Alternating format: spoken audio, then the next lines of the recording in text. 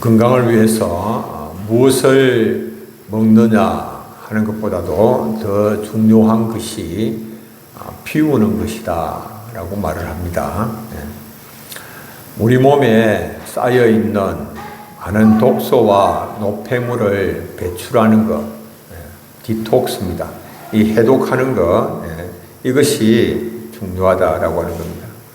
이제 이 디톡스는 이제 선택이 아닌 필수가 되었습니다. 우리 몸 자체는 고도로 발달한 신체의 자정 능력을 가지고 있습니다. 그러나 극심한 스트레스 그리고 심각한 그런 오염 그리고 가공식품 이런 것들로 인하여서 쌓여가는 독소를 완전하게 제거하기는 어렵습니다. 그래서 여러 형태의 디톡스가 건강관리법으로 사용이 되고 있는데 식습관을 개선한다든지 단식을 한다든지 어떤 특정 음료를 또 사용한다든지 그런 것을 통해서 해독을 해야 건강 유지에 도움이 된다라고 그렇게 말을 하고 있습니다. 우리의 영혼도 마찬가지입니다. 우리 마음을 장악하고 있는 미움과 정오, 걱정과 염려, 이런 세상적인 가치관에서 비롯되는 부정적인 감정의 독소들을 해독을 해야 된다. 이런 것들 제거하지 아니하고 자꾸만 은혜만 많이 받는다고, 은혜 말씀을 많이 듣기는 듣고 하지만은 나중에 이제 보니까 어떤 모습이 되는고 하니까 그냥 키만 높아지고 지식적으로 더 많이 알아가고 그래서 점점 더 교만한 모습으로만 변해가는 것들을 보게 됩니다. 우리가 한 해 마지막을 맞아서 연말에 어수선한 그런 분위기와 부정적인 뉴스에 마음을 빼앗기지 않아야 됩니다. 이 신체의 디톡스보다도 시급한 것이 바로 영혼의 디톡스입니다. 우리의 마음에 부정적인 것들, 하나님께서 미워하시는 것들, 썸 마음, 썸 뿌리 이런 거 제거하는 것입니다. 그런데 이런 영적인 해독은 내 의지만으로는 되어지는 것이 아니죠. 하나님의 은혜, 하나님의 자비하심이 우리의 마음에 들어올 때에 이게 시작이 되는 겁니다. 그래서 오늘 본문은 로마서 12장은 그러므로라고 하는 단어로 시작을 하고 있습니다. 로마서 1장부터 해서 11장까지 교리를 사도 바울이 설파했습니다. 이신칭의와 성화와 그리고 하나님의 선택 등을 다루었습니다.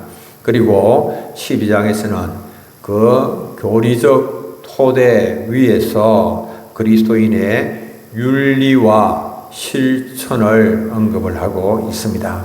그러므로 형제들아 내가 하나님의 모든 자비하심으로 너희를 권하노니, 하나님의 거대한 구원 계획과 자비하심을 근거로 해서 이제 우리가 어떻게 살아야 할 것인가 라고 하는 것을 가르쳐 줍니다. 그 첫 번째 권면이 바로 너희 몸을 거룩한 산 제물로 드리라 라고 하는 겁니다. 이것이 바로 우리의 영혼을 새롭게 하는 영적 예배의 시작입니다. 영혼의 디톡스는, 영혼의 해독은 단순히 마음을 비우고 생각을 정리하는 그런 명상의 시간이 아닙니다. 하나님의 자비하심에 반응하여서 나의 삶 전체를 드리는 영적 예배로 이어져야 된다라고 하는 겁니다. 나의 삶 전체를 드리는 영적 예배로 이어져야 됩니다. 영적 예배는 첫 번째로 하나님의 자비하심에 기초한 산재물의 삶을 사는 것을 말합니다. 우리 개혁주의에서 성도의 헌신은 공로가 아닙니다. 내가 하나님 앞에 헌신했고 섬겼으니까 이것이 공로가 하나님 앞에서 내세울 수 있는 그런 공로가 되는 것이 아니다라고 하는 거죠. 이미 베풀어 주신 하나님의 전적인 은혜에 대한 마땅한 반응이 헌신이요 섬김이죠. 이미 우리는 하나님이 풍성한 은혜를 받았기 때문에 그 받은 은혜를 기억하면서 감사함으로 행하는 것이죠. 하나님은 한없는 사랑과 긍휼 때문에 인간의 불완전함과 그리고 죄악에도 불구하고 싫어버리지 아니하시고 용서하고 구원하시는 겁니다. 우리에게 무슨 공로가 있어서 무슨 하나님의 구원을 받을 만한 그런 자격이 있어서가 아니다라고 하는 말씀이죠.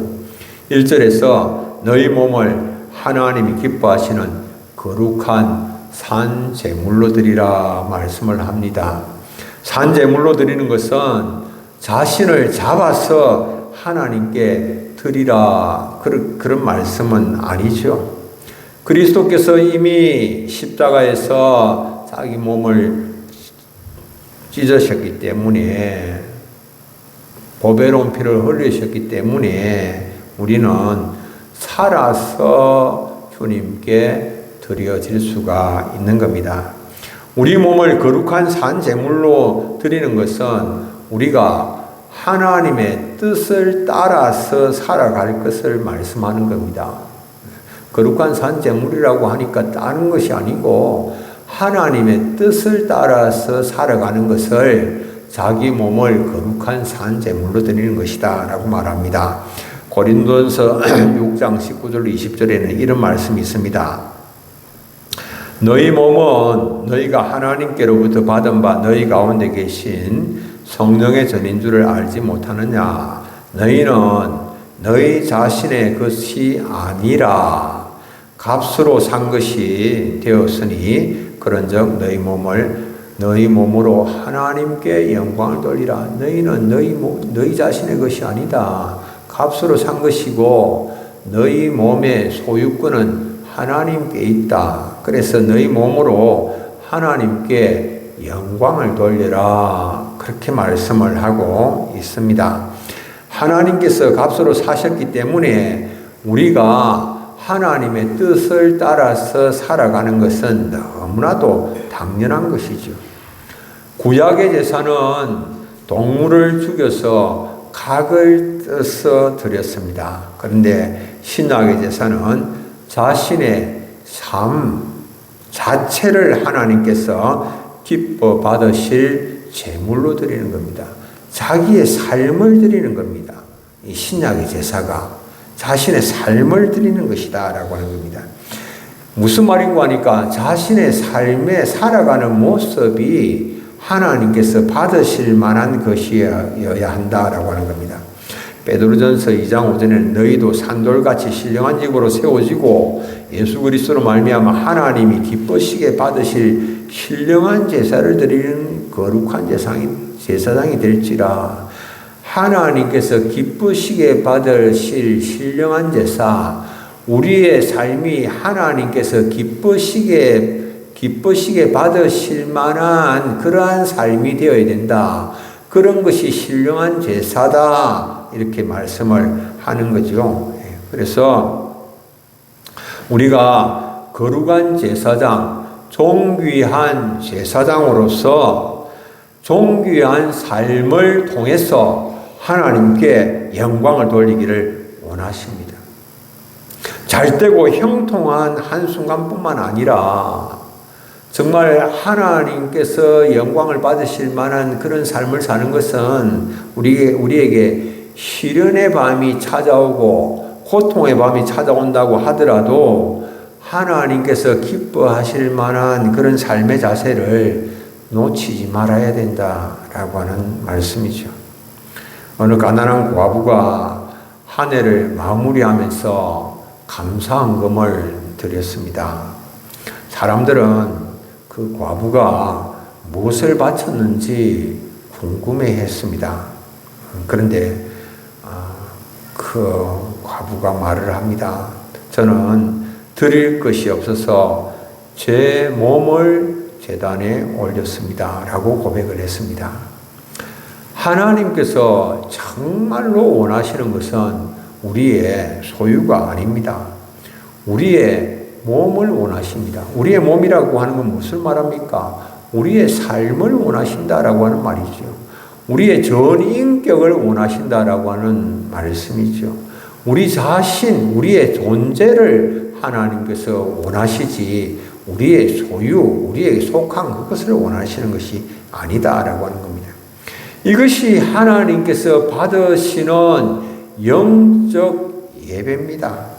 영적 예배라고 할 때에 영적이라고 하는 단어는요, 어떤 뜻을 지니고 있는가 하면 합당한, 이성적인 이런 뜻을 지니고 있습니다.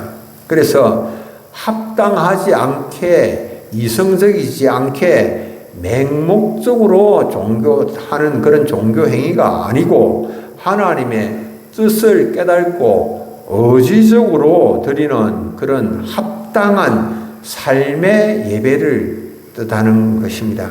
하나님께서 받으시는 예배는 자신이 원함을 내려놓고 하나님의 뜻을 따라서 사는 것입니다. 하나님께서 원하시는 예배는 자신의 유익을 구하는 이기적인 삶이 아니라 다른 사람의 유익을 구하는 이타적인 삶을 사는 것을 말합니다. 두 번째로는 영적 예배라고 하는 것은 세대를 본받지 않는 구별된 삶을 말합니다. 세상은 끊임없이 성도들을 세상의 틀 속으로 집어넣으려고 합니다. 우리가 2025년 이제 마지막 주일을 맞았습니다. 지금 이 시점에 우리가 지나온 1년간의 삶을 한번 돌아보십시오. 지난 한 해 동안 우리는 어떤 가치관의 지배 가운데 살았는가 한번 돌아봐야 됩니다. 우리가 어떤 가치관을 살았습니까? 세상의 가치관과 우리가 별 다를 바 없이 세상 사람들이 살아가는 것과 별 다를 바 없이 살아왔던 우리의 모습 아닙니까?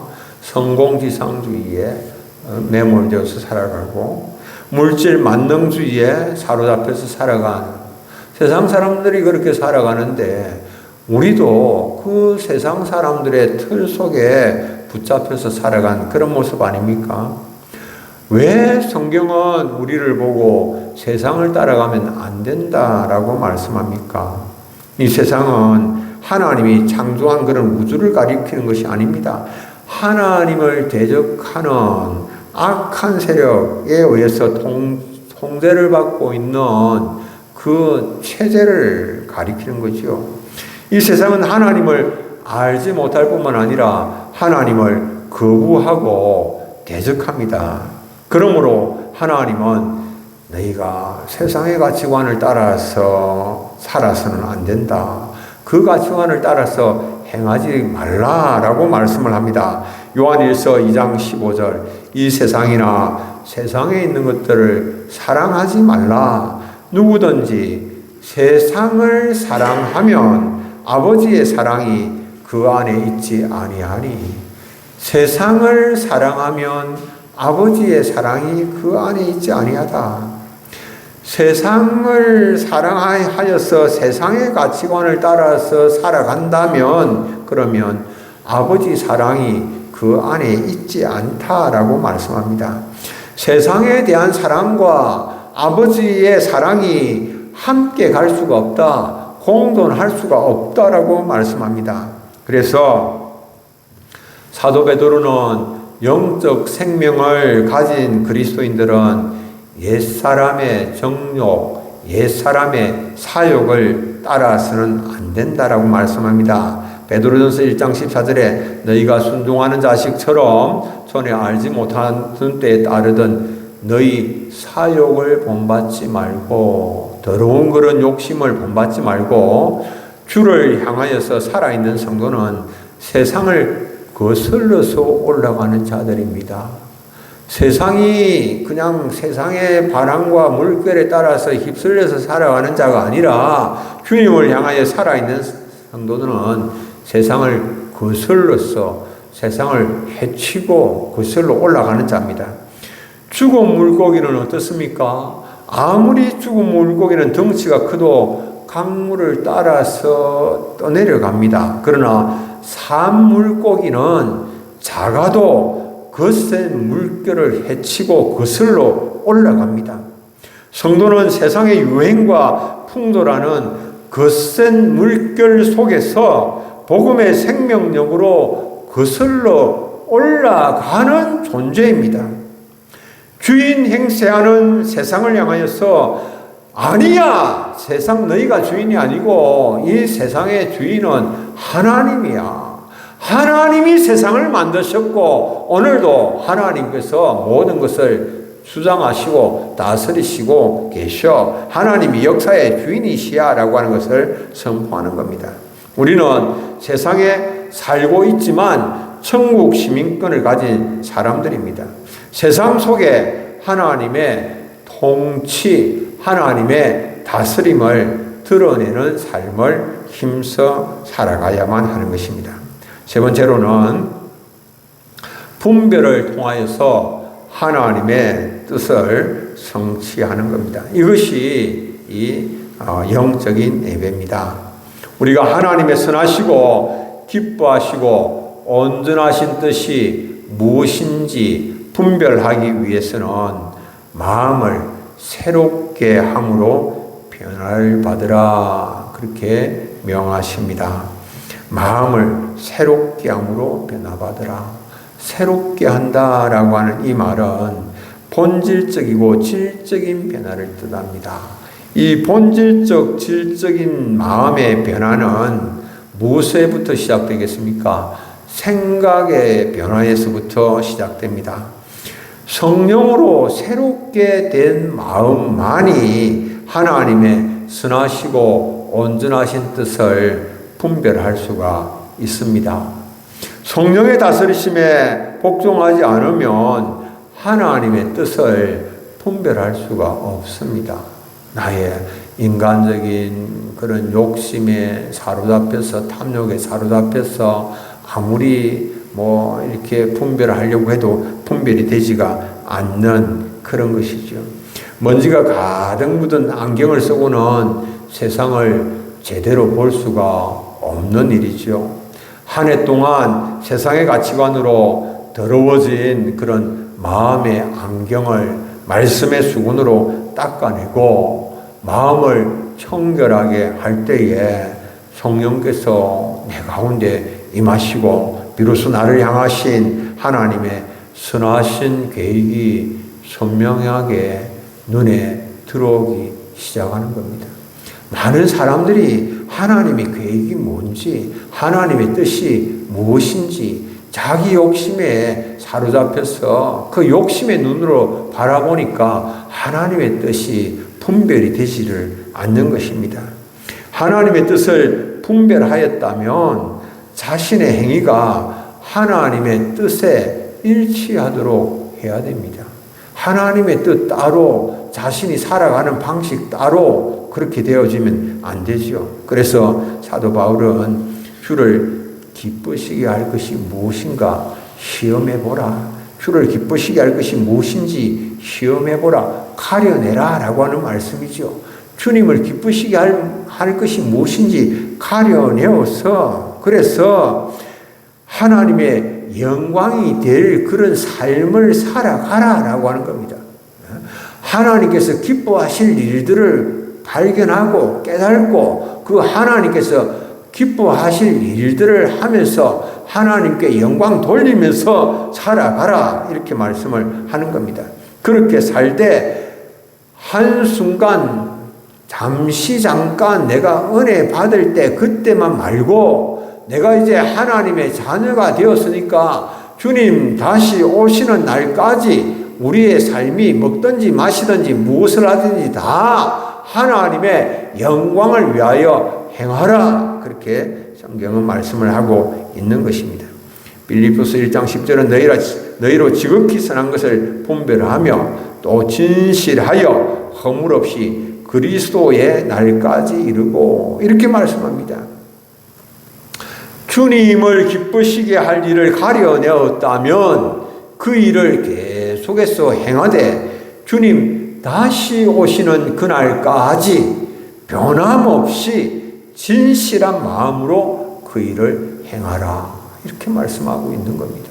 여러분들, 진실한 마음, 주님 다시 오시는 날까지 내가 영적 예배자, 삶의 예배자가 되리라. 이렇게 마음을 먹고, 우리가 주님 앞에 나와서 잠깐 이 1시간, 일주일에 1시간 드리는 이것 가지고 이걸 예배라고, 이것으로 하나님께 영광 돌린다고, 하나님이 원하시는 신약의 예배는 그런 예배가 아니에요. 삶의 예배입니다. 우리의 삶의 현장에서 하나님의 뜻이 무엇인지를 분별하고 그 뜻에 따라서 살아가라. 자신의 이기적인 삶을 내려놓고 이타적인 삶을 살고, 땅의 것을 위하여 살지 말고 하늘의 것을 위하여 살고, 나의 명예를 위하여 살지 않고 하나님의 영광을 위하여 살아가는 삶을 말씀을 하고 있는 것이죠.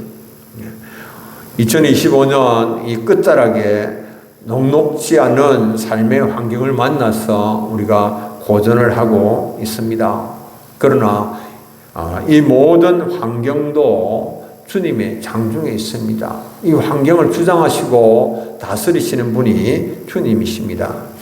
우리가 힘들고 어려운 환경을 만났다고 하더라도 그 가운데 주님 안에 있으면 이 고난도 우리를 무너뜨리지 못합니다. 오히려 이런 고난을 주님께서 우리를 하나님께 드리는 정결한 제물로 만드시기 위하여서 사용하시는 그런 도구로 바뀌어지는 것입니다.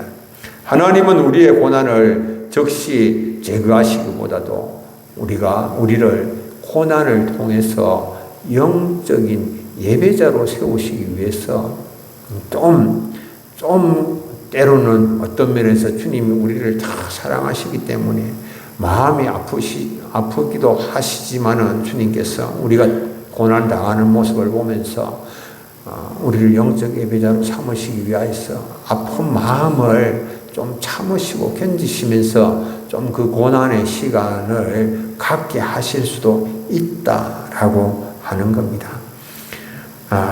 지금 당장 우리의 눈으로 바라보면 왜 이런 고난이 내게 찾아왔는지 잘 이해가 되지 않지요.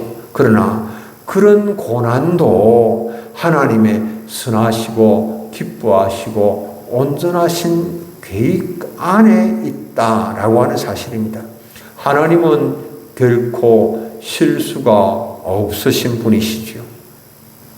오늘 처한 힘든 상황 자체를 하나님께서 받으실 산 제사의 현장으로 내가 받아들이는 것입니다. 세상이 요구하는 방식으로 고난에 대하여서 반응을 하는 것이 아니고, 하나님이 기뻐하시는 방식으로 고난의 현장을 삶의 예배, 영적 예배의 현장으로 만들어 나가는 그런 삶을 살아라. 주님께서 말씀을 하십니다. 사랑하는 우리 교우님들, 2025년 이 마지막 주일을 맞아서 하나님께서 기뻐하시는 최고의 예물, 그것이 무엇인가? 그것은 내 자신의 삶이다 라고 하는 이 사실을 기억을 하시면서 2026년 또 새로운 한 해에는 정말 우리가 삶으로 하나님을 영화롭게 하고, 삶으로 하나님께 영광을 돌리고, 세상 속에 빛과 소금의 직분을 감당하시는 우리 사랑하는 성도님들 다 되시기를 축복합니다. 우리 찬송 한 장 부르겠습니다. 435장 나의 영원하신 기업, 435장 한 장 부르고 함께 기도하도록